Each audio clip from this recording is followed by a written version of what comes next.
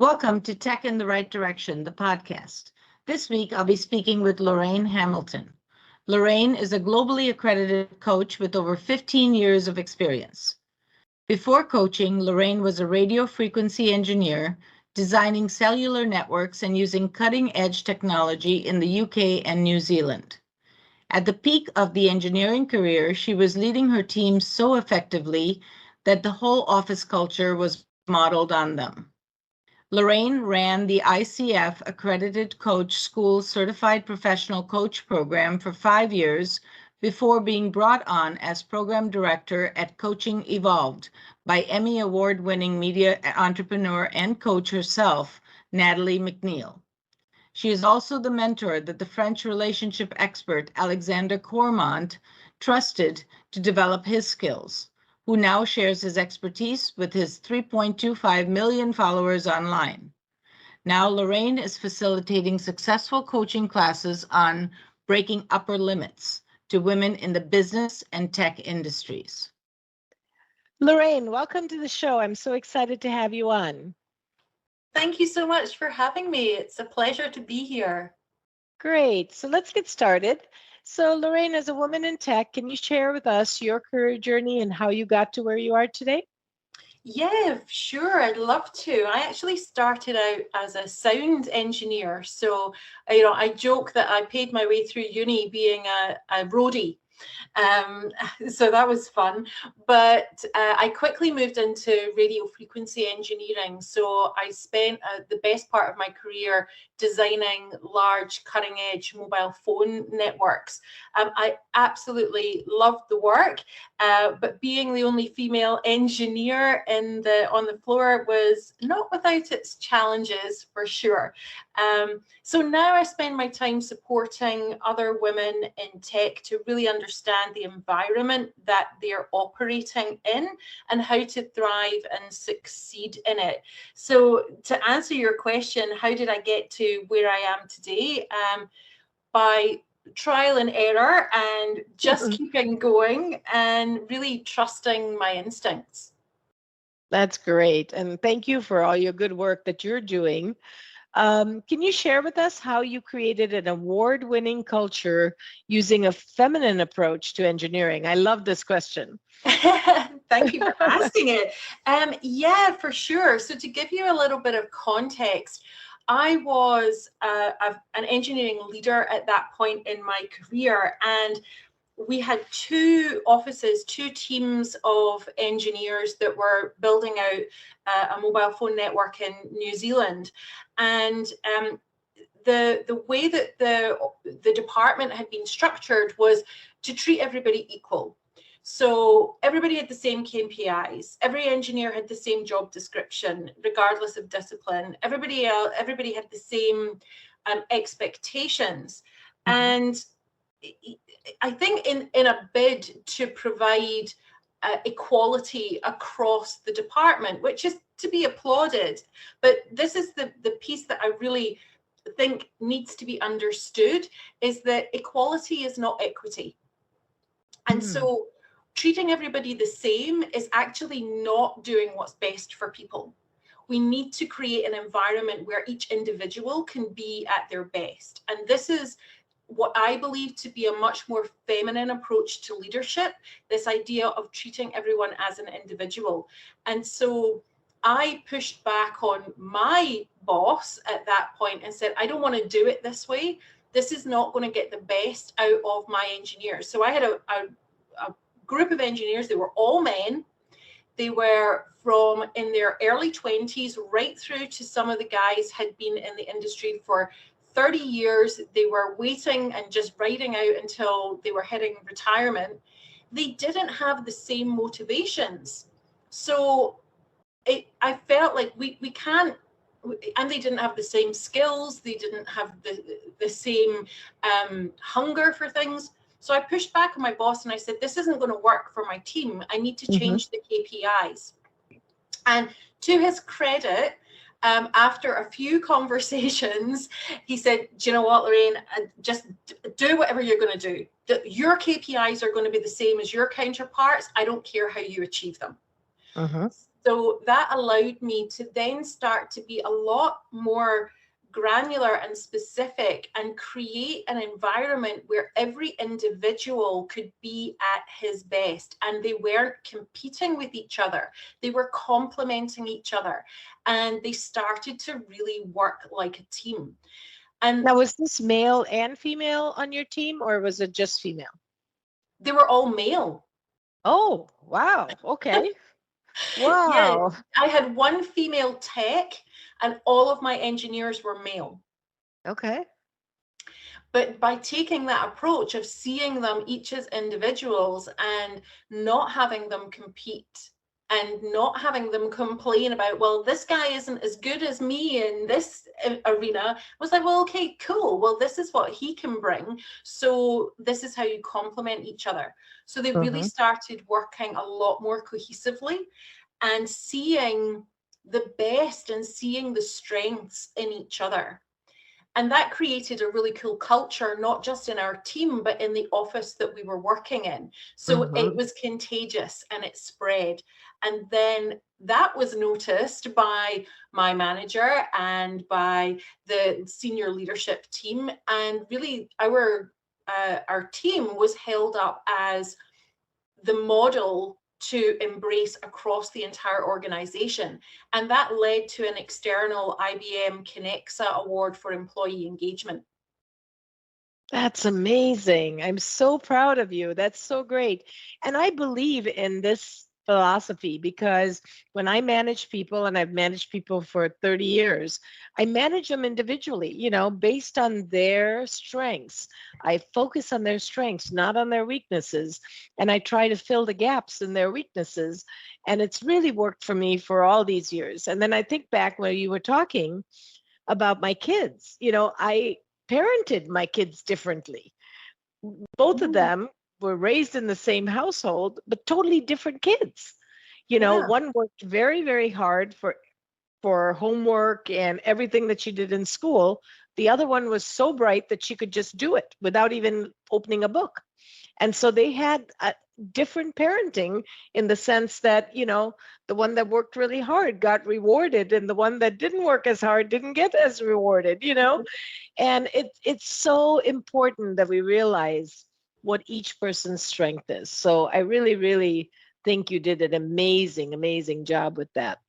Oh, thank you, Jennifer. It was a fun time to watch them change and really start to come into themselves and shine in their own way. It was really pleasing for me to go through that experience with them.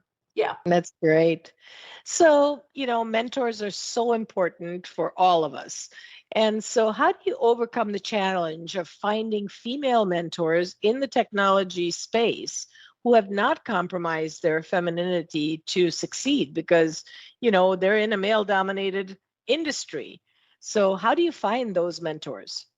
I have a very short answer to a complicated problem, and that is that you become one. Ah, I love that. I love that. And I'm raising my hand. I'll be a mentor for anybody that wants it. Yeah, it's we're moving towards a better future, and we are seeing more and more female leaders come through. What I'm still seeing is a number of leaders that have fought their way to the top by modeling men. And that's what they had to do. Right? That's what they had to do. And now we're in a time in history where those glass ceilings have been broken somewhat, and more organizations have mandates to have larger percentages of their leadership team be women. But now is the time to be women as leaders. And that takes really understanding the environment that you're working in, understanding the conditioning that all of us are operating from, and maximizing opportunities. But I think we need to become those mentors, and we need to lead by example, but by understanding the environment that we're working in, because it is not equal. And we're quite a long way from it being equal. And that's not meant to sound negative in any way. No, it's true. It's just recognizing where we are right now at this moment in history and maximizing what's available to us. And that's how we get more women in these leadership roles that are operating from their feminine while they're doing it. That's great. And hopefully women that are listening will volunteer and become mentors, in the technology industry, because we need more role models. We need people to realize that they can do it by seeing another woman in that role. And that makes a big difference.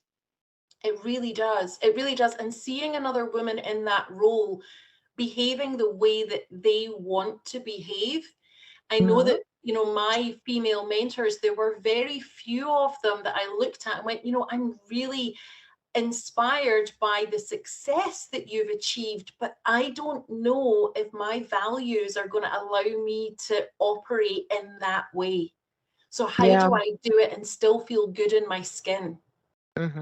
No, and there's a saying that says you can't be what you don't see. And so it is really important to be able to see that person, see these female role models, so that you can, you can kind of say, oh, that could be me. Yeah, 100%. That's great. Well, let's talk about the quicksand of praise and criticism and how women can avoid getting stuck in it. Oh, I love talking about this. And I describe it as quicksand because that's kind of what it feels like. As women in particular, we're brought up being told how to be. We're not necessarily taught what to do more than we're told how to be. Be pretty, be kind, be delicate, be polite, be quiet, be demure, be fragile. We're told how to be rather than what to do. And so this leads to a real dependency on external validation.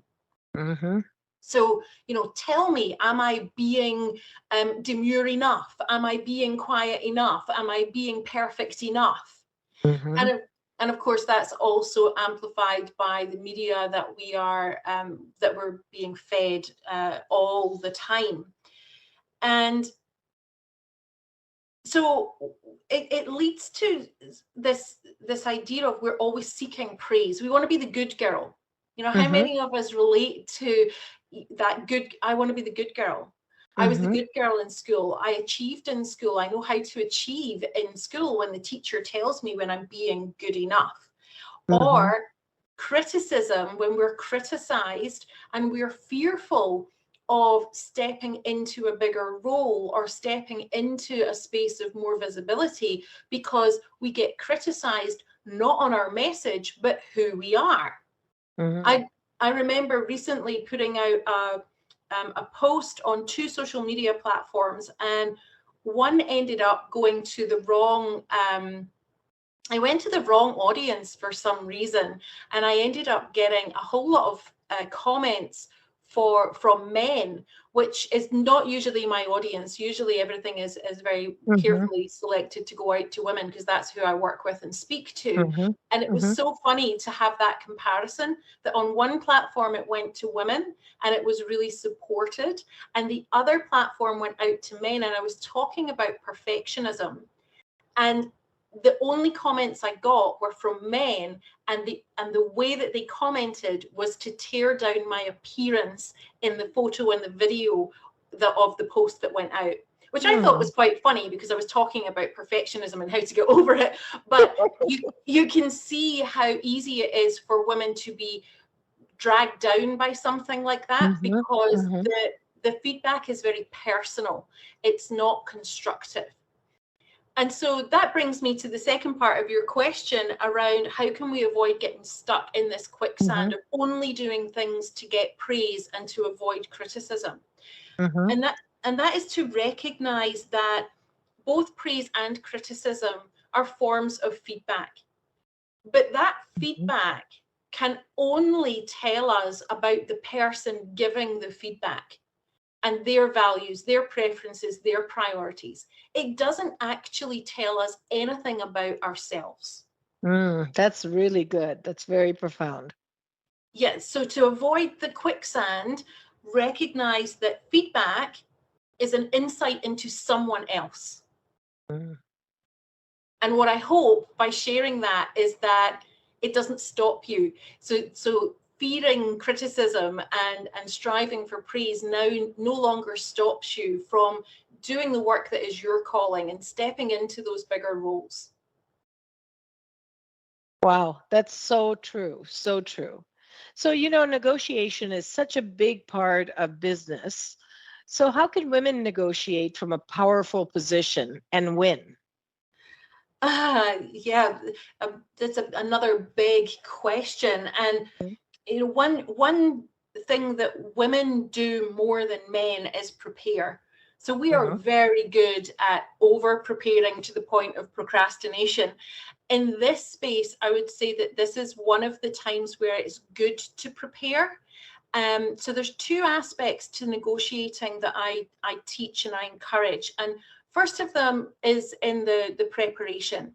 And I imagine this as a triangle. So in one apex of the apex of the triangle is you. It's what you want from this negotiation, but not just what you want, why you want it. And getting really clear on the values that are at play for what you are trying to achieve. Why is this important to you?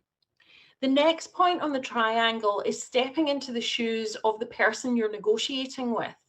What's most important to them in this negotiation? What are their drivers? What are their values? What are their KPIs? What are they trying to achieve? And really trying to feel deeply into an empathic experience of what are they trying to do and how could I help them achieve their goals in this negotiation. And then the third point in the triangle is more of that bird's eye view of, okay, so if I'm looking at this from a 20,000 foot perspective, what do I notice in the dynamic between the two parties? And of course, this is a preparation, so we don't know for sure, but with the best of our knowledge, what can I see from this perspective that is going to benefit both parties? And is there anything else that I can see that I won't compromise on, or that I am willing to compromise on to reach my goals in the negotiation? So doing that sort of theoretical preparation part is the first part of negotiation for women. That's perfect, because it really shows that you have to be ready. You have to think through every piece of it. Even you may not know about the other person as much, but do as much research as you can so that you're prepared and you're not caught off guard. That's right. And also it helps you to humanize the other person. I think that a lot of women that I work with, when they're going into negotiations, they really do feel powerless, like the other person has all of the power.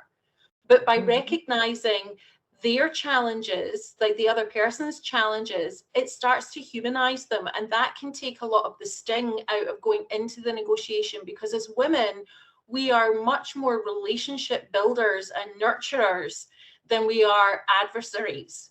So doing that preparation can help to humanize the other party. Yeah, that's great. All right. So tell us more about your book, Dye Your Hair Purple Sooner. I was so excited about this one. Tell us about the inspiration and the meaning behind your book. Oh, this is fun. And I know you can't see me, but if you could see me, you would see that my hair is all different colors. And I love that. it's fun.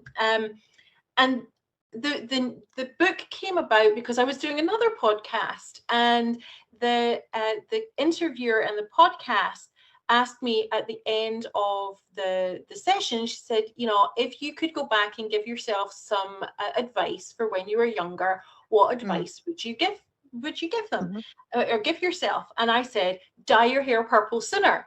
And she said, oh my God, that's the name of your next book. And I was like, all right then. So I wrote the book with that title. But the real inspiration behind that and the context that from that other conversation in the podcast was all around doing what you want to do and not being afraid of what other people think. And so Dye Your Hair Purple Sooner was about really my external expression of who I am on the inside and doing it anyway, and not being stuck in the quicksand of praise and criticism.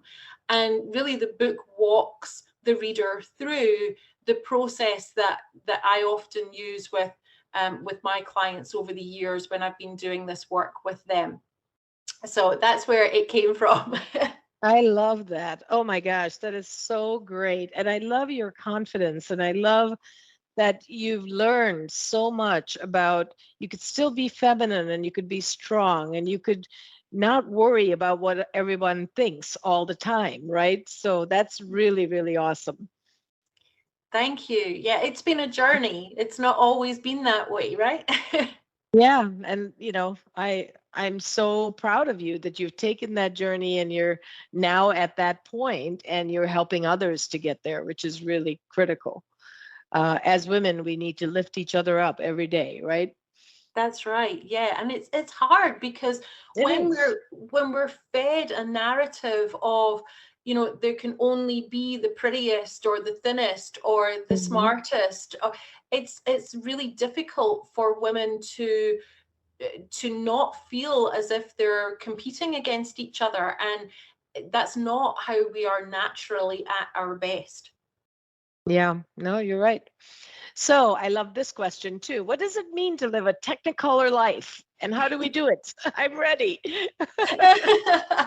So technicolor life is really my take on living true to your values, whatever that looks like. You could call it a limitless life, but a limitless life could be, you know, a very content life. It doesn't always need to be striving for things. But definitely a technicolor life is connecting with what you really want and why you want it. I mean, it sounds easy and it sounds easy for me to say, but I don't underestimate what goes into stepping into your technicolor life, because it does mean undoing a lot of learning and conditioning that has been generational. You know, these are the things that our mothers taught us and our grandmothers taught us and our great-grandmothers taught our grandmothers. So it takes quite a little bit of unhooking some of that. Many women recognize themselves as people pleasers. And so to say to a woman who has that history, well, what is it that you want? That's a really difficult question to answer for a lot of women. I think for me too. I start to think about that. All of the other influences go to answer that question, and I don't really truly know what I really want. So you're right. You're right. It's so when I'm helping women in business and tech answer that question, it's about halfway through the program that I take them through that we start to look at goal setting. It's not even goal setting. The way that I do it is kind of like anti-goal setting. but we don't even get to that part of crystallizing what is it that you want until about halfway through, because there's so much unlearning that has to happen first. Yeah, yeah. And that please everyone, phenomenon is plays on this, because you know who you are from that perspective, but do you really know who you are deep inside? Mm. Very And interesting. you do, but it can take a little bit of digging into it, and it can be a very challenging process, but Mhm. equally rewarding. Yes, I bet. So on that note, as we're talking about women that have the thought that we need to please everyone, why don't you need to be liked by everyone to be successful? That seems really the opposite. Well, I think deep down we know that we don't need to be liked by everyone, but we still have that desire to not upset people, or when we've been in this environment of people telling us that all of this external noise telling us how to be, it can be difficult to climb out of that, because we don't, we're trying to keep all of these different sources of feedback happy. And so it's easy to lose our sense of self.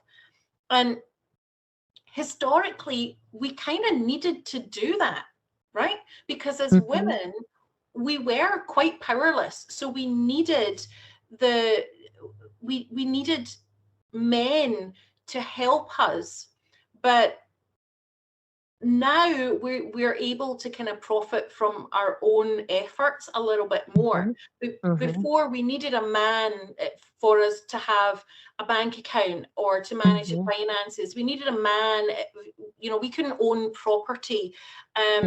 Even from a physical perspective, we were the weaker sex, right? We're the weaker sex. So we had to defer to men all the time.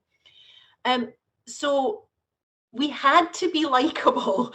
We had to please in order to survive. Yep. But now things are a little bit different. We're on the right path. We're not there yet. Again, that's not a negative statement. It's just an observation of where we are right now. But women want and need to be seen as competent. So this is the double bind. The double bind is, the truth is that we do want marginalized groups, so women and any other marginalized group, we need them to appear likable and trustworthy before we will look to them to be competent. That's just the way it is. So knowing that, now we can leverage that. So by doing the work, knowing what you want, knowing who are the people who can contribute to your goals, those are the ones that we need to get on board by being likable in the first instance, because we make judgments about whether or not someone is likable very quickly. Very, very quickly. It takes longer for us to recognize people as being competent. So we want to appeal to those people quickly, and then we've got their attention, so then we can demonstrate our competency. Wow. That is so deep and so good. But, it takes some thinking about this to really start to know how you can leverage it and do it the right way. Well, if I can offer anything on that, it is back to what we talked about a little bit earlier around all feedback just tells us about the person that's giving the feedback, right? So if somebody is giving you feedback that is giving you a message of they don't like you, then if you can give yourself some distance, almost imagining the triangle again, right? So you've got some perspective and going, is this relevant? Is their feedback relevant to where I'm going? And if it's not, then really, do they Move have on. to like you? Yep. And that's why it's important to have a calling, to have a goal that is bigger than the sting of that feedback. Otherwise, you're in that quicksand again. Yep. That's right. You get stuck back in the quicksand. Oh, Lorraine, you are so amazing. I just love our conversation. This has been so, so good. So, in closing, can you tell me what advice would you have for women thinking about a career in technology, but are nervous or not sure? Oh, yeah. I think look at what is it that attracts you to the technology career that you're looking at? Why is that attractive to you? So always asking the next question to get a little bit deeper. Why is this attractive to me in terms of what will it, what values or essences in me will it really ignite? And Mhm. then trust your gut. Learn how to trust your intuition and your instincts because it really is your superpower as a woman. So learning how to let the mind and just go off and have a cup of tea, put its feet up for a minute. All of that intellect that we're told is really, really important, and it is, but it's not the whole story. Mindset is not everything. So really dropping into your gut instincts and go and trusting how you feel about the situations that you're in. And that takes courage and it takes practice. But that really is the one piece of advice I would love to leave you with is, if anything, commit to a practice of learning to trust your instincts. Yeah, I think as women, we have really good instincts. And so we really need to trust that and not question it because there's a reason it's there, right? Yeah, there No, is. There that's is. great. And there have been studies that have shown that women are actually taking on a lot more nuanced information than men. So when we walk into a room, we're picking up on lots more energy and emotional and facial features that Hmm. men just can't see. So we can't just deal with that on an intellectual level. We need to learn how to deal with that on a more embodied level. Hmm. And we have that ability, which is so Yeah, great. we This has do. been amazing, Lorraine. You are just amazing. I'd love to have you back on another show. But could you share with our listeners how they can get a hold of you? Yeah, I'd love to. So if you are looking to connect, then you can find me at lorrainehamilton.net. And if you'd like to take advantage of some trainings or resources that I share from time to time, then check out upperlimitbreakthrough.com. That's upperlimitbreakthrough.com, and you can take some more of my resources for a test drive. That's great. And we will put that in in the show notes as well so they have the actual URL. Thank you again, Lorraine. It was a pleasure and an honor to have you. Thanks again. Thanks, Jennifer. It's been a blast.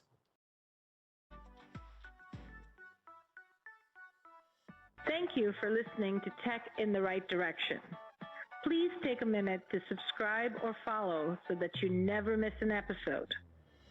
Also, don't forget to like, share, and comment. Thank you. See you next week. From IT skill enhancements to end user adoption training, Directions Training is your resource to help optimize the effectiveness of your technology investments. Over 500,000 students have taken advantage of our wide selection of technology and business training solutions, covering the most popular applications today, such as Microsoft 365, Azure, Windows 10, and more. As a podcast listener, we invite you to take advantage of an exclusive offer. Receive 30 days of free access to our Microsoft official curriculum, on-demand courses for IT professionals or end users. Visit us at www.directionstraining.com/podcast to claim this offer today. Hurry, this offer is only available for a limited time. Success is a journey. Ask for directions.